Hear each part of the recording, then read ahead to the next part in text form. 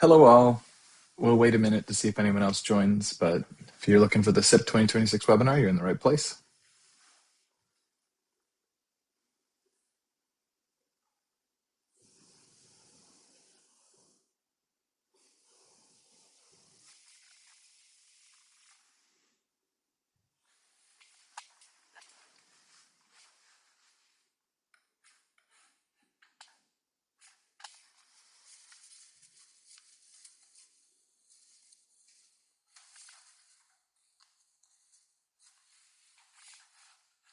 All right, just another minute or two to see if anyone else will join, and then we'll begin.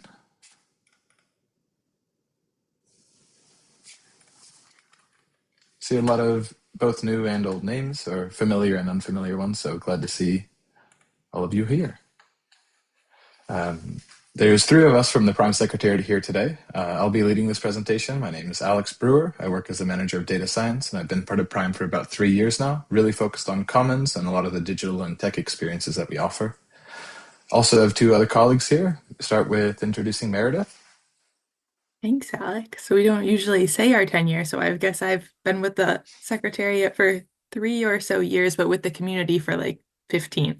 So I'm Meredith Story. I am the Senior Manager of Programs and Engagement, which means overseeing the content and community side of things. I work with a lot of you through chapters, champions, working groups. I work very closely with Sophie and our team in the Secretariat. So if you haven't come across me, you've come across someone.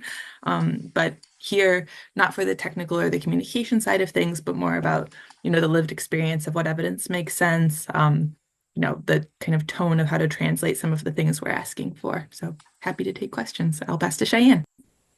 Hi, everyone. My name is Cheyenne Metz, and I am the Senior Manager for Communications here at Prime. For doing 10 years, I've been here for almost 3 years, overseeing our communication strategy. So everything from emails and social media and websites to how we kind of engage with you guys through our slides, presentations, and things like that. So I'm doing a lot of support with the SIP reporting to make sure you all understand what we're asking of you, and also to make sure that we're receiving what feedback you're giving us. And yeah, happy to be here today, and thank you for joining us. I know quite early for Keelianne from Perth, and also quite late as well for others. So we really appreciate you all hopping on. And I'll just say that the recording of today's webinar, as well as the slides and the resources that are available, will be shared afterwards. So pass it back over to Alex. Great, thank you. Looking at what we'll be talking about today, our agenda is going over, for any new joiners, what is Prime Commons? Promise to be brief for those that have been here for quite a while. We'll also talk about the SIP process for 2026, what is expected of you, timeline, how to gain access, these sorts of things. We'll go over changes to Prime Commons. We made some changes this year to hopefully make your experience a lot nicer. We'll also go over changes to SIP. For those of us that have been around for a few years and have been part of the SIP process, I'm sure that you have some form of reaction to that. We promise that the changes are rather minimal and we haven't added anything large this year. Finally, we'll also go through some questions and answers. Looking at Commons, for those that are a little unaware, or maybe this is the first time reporting or being part of Prime, Commons for us is meant to be a collaborative hub for you to showcase and conduct impact across the community. It's meant to be a shared space for you members to showcase your work and to foster peer learning from your peers. We hope to bridge reporting and practice by making SIP contributions more visible and actionable year-round. And we hope that it's flexible for contributions from researchers, faculty, administrators, students alike. We hope one big change of why we introduced Commons is to help the scaling. We have around 800 signatories, and previously with a team of under 10, it was almost impossible for the Prime Secretariat to go through and give the reading time that we want to the reports that you spent so much time and effort on. With Commons collecting structured data in a more survey-based format, this does allow us to look at data and to go through your reports without the same administrative overload. And on your end too, we hope that with Commons, you can go and see peer practices across the world, what are other people reporting, and to step outside your chapters or regions as well. Here, you can also demonstrate your thought leadership through either community discussions, your report, or submitting evidence. And of course, this is the alignment with UNGC and the SDGs that we want to see. This evidences what our business schools are doing in the larger case of advancing sustainability for the business case. Talking a bit about SIP reporting, this is the primary way signatories communicate to us, the Secretariat, how responsible management education is being embedded in your institution. This is an annual report, which we switched to over the past few years. We want to see schools share progress, reflect on their priorities, and contribute openly to this global narrative on sustainability, ethics, and responsibility. This SIP, with the new changes, should be structured yet flexible enough for institutions to document their work and tell their story while highlighting meaningful practices. Going a bit more into SIP, the process for 2026 should be very similar to what you saw last year. You'll log in at Prime Commons. You have to have registered beforehand. The main point of contact of your school has been sent an email to make sure that they're signed up and ready to delegate access to the rest of their peers. And of course, at any point, please contact Commons at UN Prime for access help. The reporting period this year is between March 1st and September 30th. We sent out an email both on Sunday and yesterday to inform you of this and to help give you some guidance materials on how to complete your SIP and what to expect. We have the question quite often of what is the relevant time frame for SIP, and we've had signatories submit for both a calendar year and an academic year. And truly, both are great. If the calendar year is more relevant to your institution, go with that. Or if the academic year feels more relevant, you can go with that as well. If at some point you switched between the two, like you used to do academic year reporting and you switched to calendar year, and you find that there's a gap if you'd like to switch back, cover whatever was in that gap in your newly submitted report. We do ask that you submit within the deadline, which is September 30th this year, to maintain communicating status. Otherwise, we'll have to reach out and ask why you haven't submitted a report and see if we can get you back on track. Some of you may have seen an email that we sent out saying that the submission date was December 31st. This is not the case this year. We had this last year for a partial extension to certain schools so that we wouldn't collect their reports on the 30th and rather the 31st. But what we sent out there was not the correct date. It is March 1st to September 30th, and we'll clarify this moving forward. For completing SIP, you'll be working directly in Prime Commons. Your progress is saved automatically at any time. You'll go through the 7 sections of Prime Principles and use the guiding prompts to help answer the questions. These guiding prompts have been expanded this year to have additional help text to be reworded to be more clear, and we also have expected amounts of evidence to certain questions. If some of you remember the courses or degree programs research projects from last year, what we meant to collect wasn't the entire scope of what was being done at your institution, but rather a selection of it. And this didn't come through in the question, so we made these changes. Part of Commons is structured evidence from courses, degree programs, policies, research projects. We want to see the pieces of your school, the artifacts of your teaching or your processes reflected within Commons. Some questions require you to submit specific types of evidence. And to collaborate, you can go through and assign administrator, supervisor, contributor, or member roles to your team members. To clarify this, an admin should be the main point of contact for your school. They can make changes to your account. They can invite new people, and they can directly edit and submit the report. Supervisors have many of the same permissions, just that they can't submit the report themselves, and they cannot invite new administrators. Contributors are great status for people that you want to help contribute, but maybe you don't want to allow full autonomy in working on the report. You can send them invites to create specific pieces of evidence, have them active in the community, or for them to go through and submit pieces of evidence on their own. We saw some schools divide sections of the report to different responsible parties, and this worked really well. The reports came out looking super sharp, and hearing from them, the administrative load was less than previous years. We like to see collaboration. It turns out that these reports are stronger, and they look really good, and people have a good time doing, or a better time completing their SIP report. Throughout Commons, you can learn from your peers, either previous reports, community, or evidence repositories, all contain aspects of what others have reported in previous years. If you're looking at where to start or what looks good in the final output, I'd really recommend starting there. Going over SIP, there's 3 main pieces to think of. One of them is completing the actual report, and we expect this is where the main amount of time to be spent. We do see that this varies quite a bit between internal coordination and the availability of resources and how structured they are within your institution. And if you've completed a SIP report on Commons before, your answers and evidence can be reused.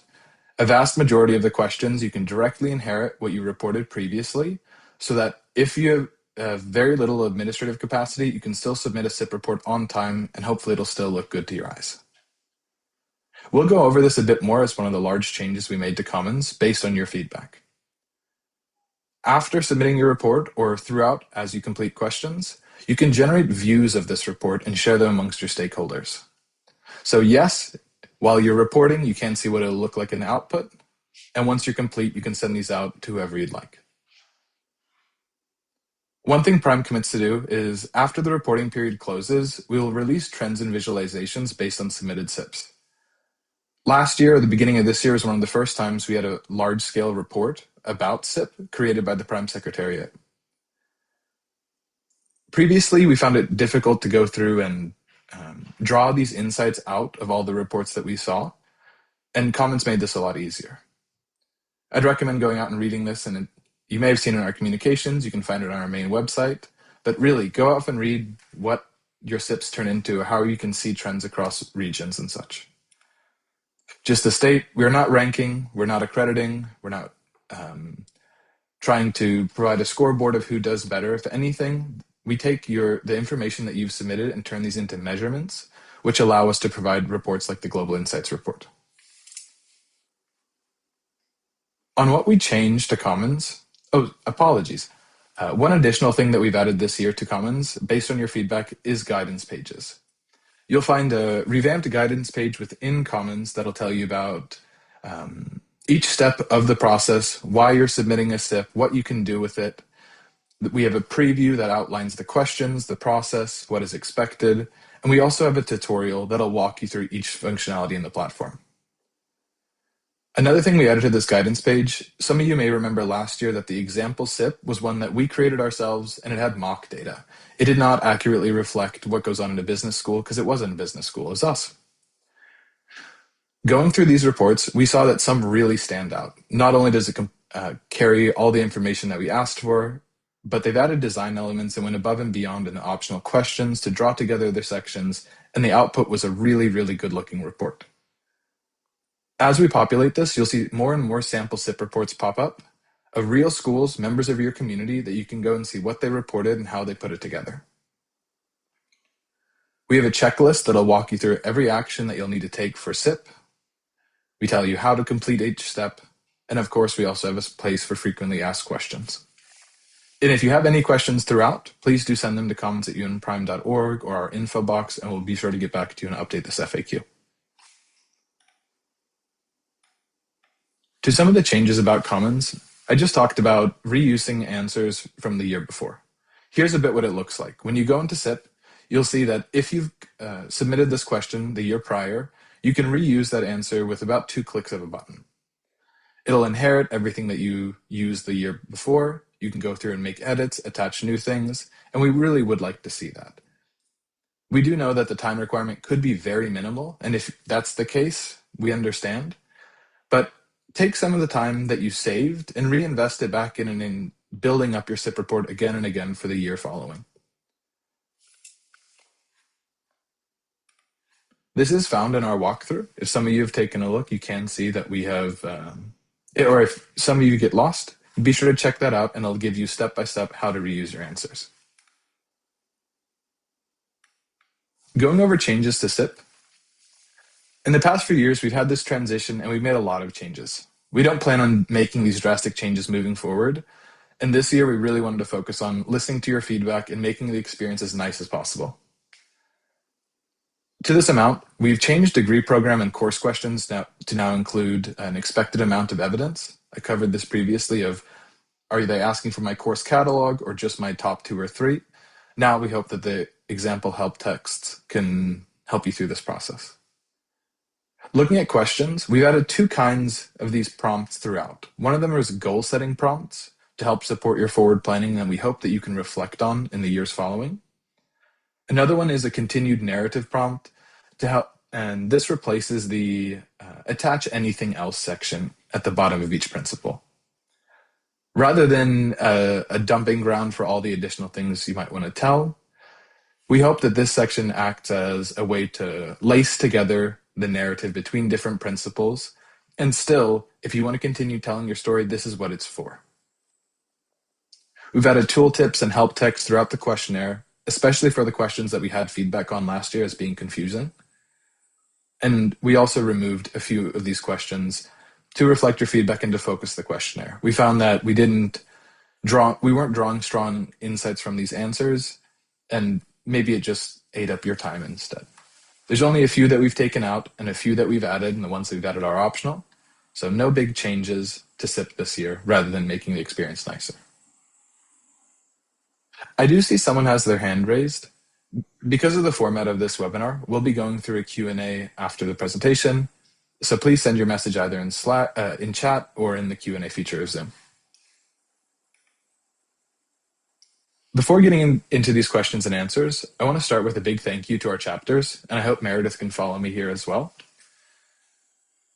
We would not have had the same number of submissions if these chapter representatives did not run a webinar in their own countries, in their own regions, and in their own chapters.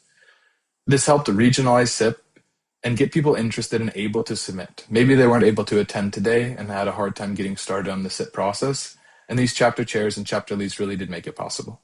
So big thanks to them. Meredith, you want to take a space here for them as well? Absolutely. Thank you very much, Alex. And thank you, everybody who's here. Even reading through the participants list, I can see a lot of names who had contributed to our dialogue that Laura Steele ran at the end of the last reporting cycle around October of last year. And so I appreciate you coming back for what's flipped onto this side and how we've adjusted and moved forward there.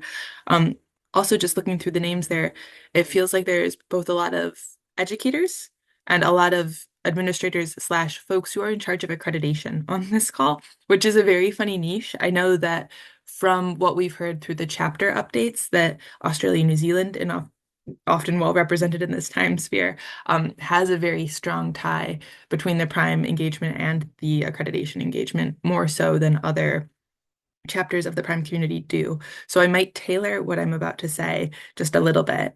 But Alex, could I go to the next slide? Perfect. I would love to talk about the SIP Awards just for a quick second. So we are looking to reinstate the SIP Awards, which is something that we've done throughout the years to honor those contributions that are, really beautiful SIPs, really lovely narratives, and like growing and making more prevalent and kind of elevating the voice of what's going on at that business school per a quality SIP. What we've done in the last couple of years, we've had that Global Insights report. We've looked through the submissions as they've come through and really been able to undergo that sense-making process of what it means to have a good SIP and to take that criteria and apply it to SIP awards for the future so that what a good SIP is being represented of is what's being showcased there, because the old metrics for quality design aren't exactly what we're looking for anymore. A good SIP has that alignment to the principles. As you report, you follow that principles methodology there, so that's quite clear. But to see really values presented throughout, purpose, quality in the research and the teaching that comes through, just making sure that's a high level of evidence marked through, but also that evidence isn't superficial, that it's evidence that is well documented. Building the narrative throughout. I know in so many cases, this can be an individual who's left at a school to build the narrative and to add the evidence in. We've seen a lot of success, especially in this past 2025 cycle, of individuals reaching out to other researchers or educators or members of the community engaged with Prime or beyond. If it's a quality classroom and you're bringing in voices from the community to represent the outputs of that classroom or the outputs of certain research, making a more rounded picture. So taking the SIP away from a simple accreditation or a simple accountability process and bringing it up more so to be a narrative-based exercise that really tells the Prime community what you're doing. In a lot of cases, a good SIP is a done SIP. It'll take you as long as it takes you, kind of how Alex described there, and then to feed forward the time into, additional voices, additional examples that might not have been able to cover in previous years.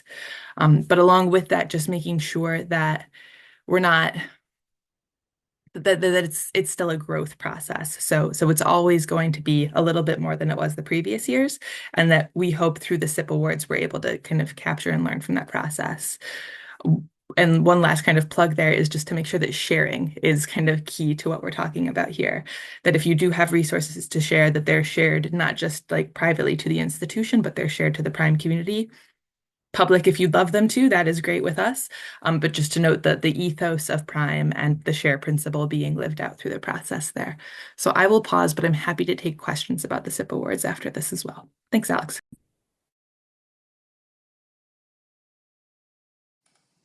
We are getting close to trying to answer some questions, so if you have some, this is a good time to write them in chat or in Q&A.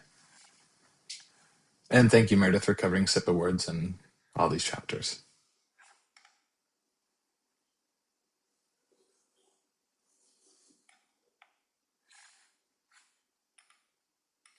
Give a moment for any questions to come through.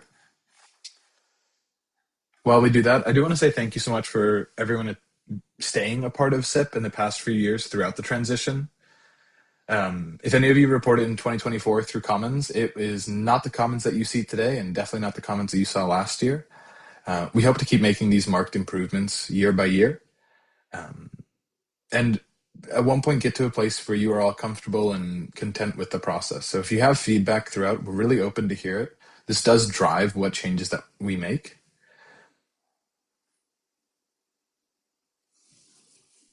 Yeah, Alex, it looks like we have a question on making an executive summary or creating an executive summary of the submitted report.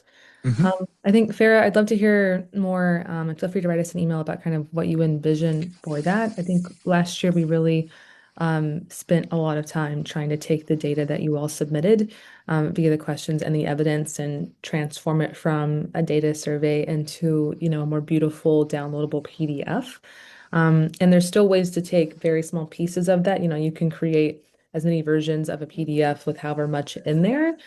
So if that can satisfy what you're looking for, then that is possible. But if you're looking for something separate where you can just kind of write a general executive summary, that's not quite a feature that we have yet. But it is a good idea and something that we will definitely consider as we think through what the various other versions of exports might look like from this data. And Alex or Meredith, feel free to add on. I totally agree. And if you're looking for a subset of maybe just a portion of what you reported, that's absolutely possible.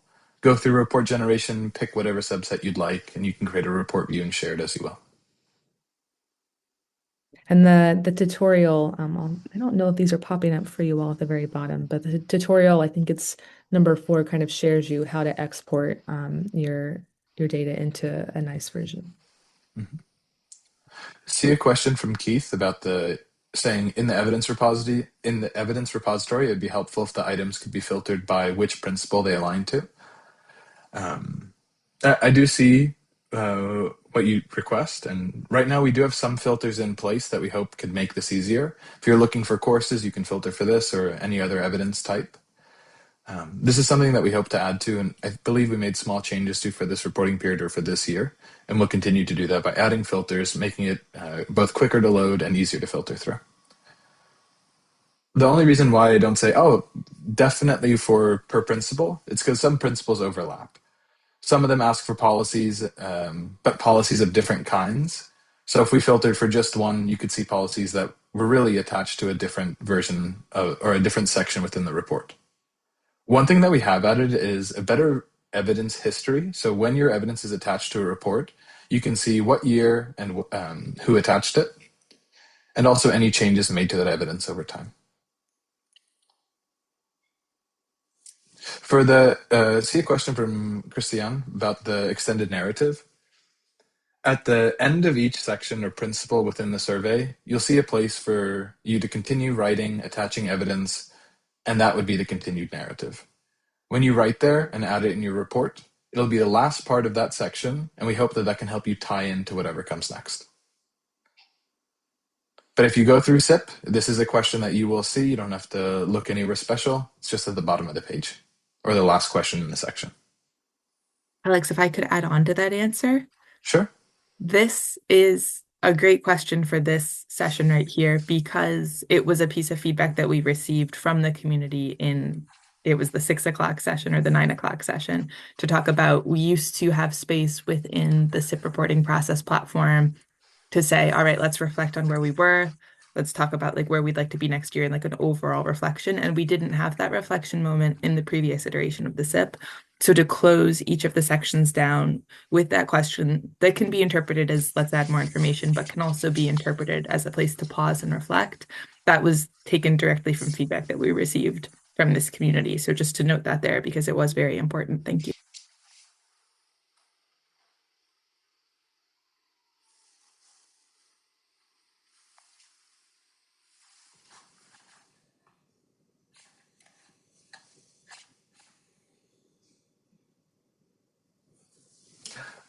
I see your question from Farah about having a continued session in May or June about mid-reporting period. I agree that's a really good idea. I think that we'll schedule this and send it out probably in a morning and evening format as well.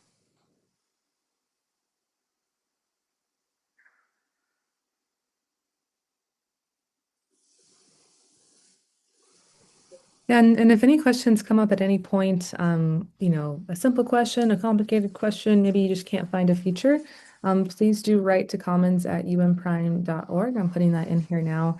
Multiple of us are always reviewing that inbox, so you'll definitely get an answer if you send there. We're always keeping an eye out, and we really welcome any questions. Always happy to help out. For Keith's question about is it possible to duplicate an evidence to make minor amendments for New Year's report? There's not a one-click duplicate type functionality, but you can edit previous year's evidence, and the edits history will be saved when attached to a new report. So if I, let's say, submit a course in 2025 and submit that same course, but after I've made changes this year, when I go look at that evidence, I'll see that it was attached in 2025, and this is the version that was attached. It was also attached in 2026, and that it was a different version, and you can see the edits between the two, or I should say the difference between the two.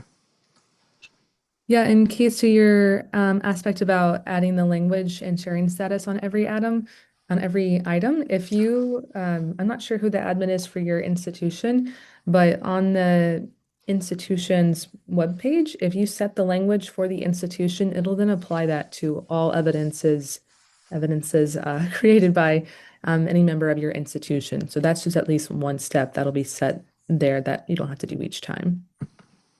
Yeah, it'll fill this box moving forward once it's set.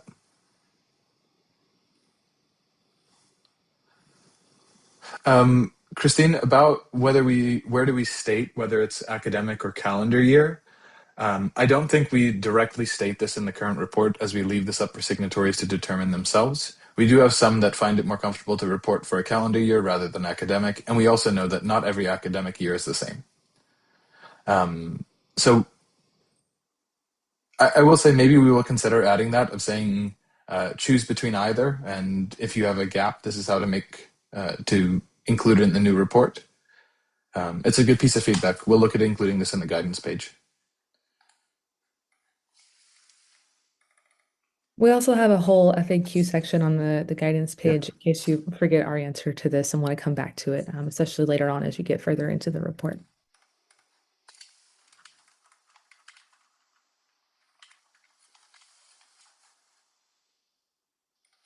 And James, saw your comment. Thank you so much. Thank you for the kind words. That was very nice.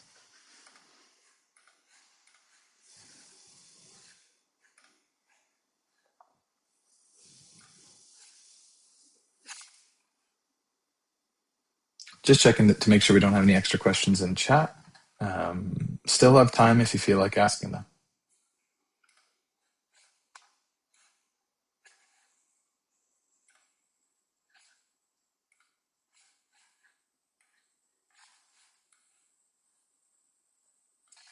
Just in case we don't have more questions come through, please make sure to check out the resources page in the Zoom call if you're looking for any additional guidance. As Cheyenne stated earlier, we have the guidance page, SIP preview, Commons tutorial, sample SIP reports, and the login page to Commons all linked here.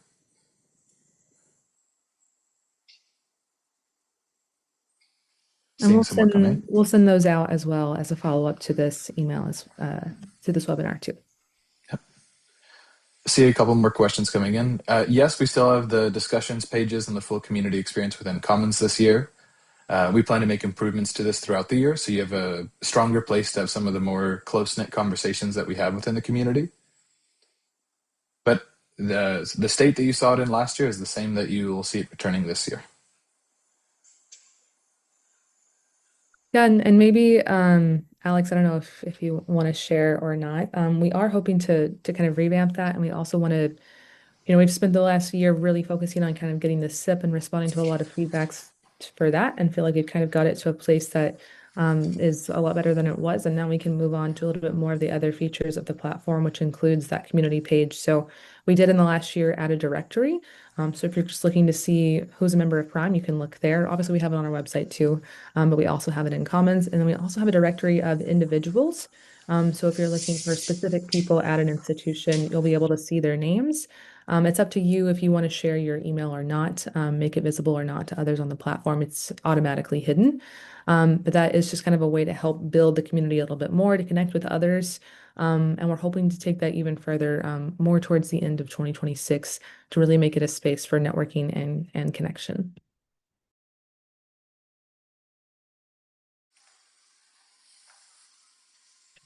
And Christiane, your comment about having a session or workshop during the forum, the global forum, which for those of you who haven't registered, please be sure to register. Early bird has been extended.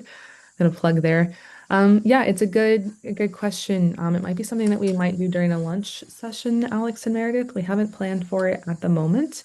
But it could be good to just kind of sit down or maybe even have I don't want to say a help desk, but just kind of a spot where you can come to one of us for someone who may be looking to learn a little bit more about how to utilize the platform. We can make that potentially available.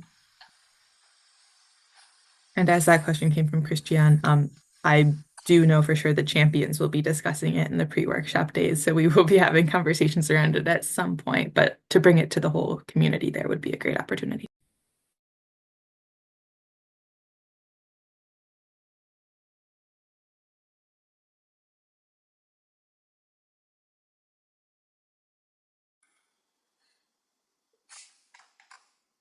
Unless we'll have some new questions come in, I want to say thank you all for attending and for for some of you, many year-long commitment to SIP and for the changes that we've put forth. I think that the Secretariat's quite happy and proud of SIP or Commons in the state that it's in and also SIP. And we're hoping that you find it this way as well. Of course, if you all have any comments, suggestions of how we can change, we do really want to hear them, and we're waiting to hear you reach out.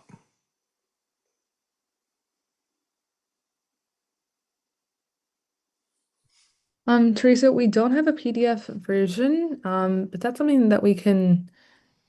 The PDF version took a lot of time for us to format, and we found the Excel spreadsheet just to have more downloads. But I'm happy to make it into a not so pretty PDF if that is something that you prefer, and I can send that your way or even add it to the SIP preview page.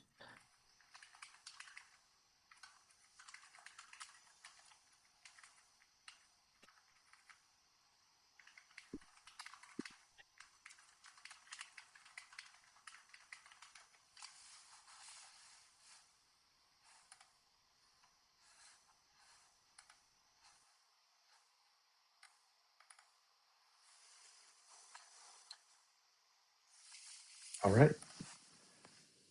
For any other questions, please do reach out. We'll be waiting to answer them. And thank you all for attending. Hoping you all have a nice evening, day from wherever you are. Thank you. Take care.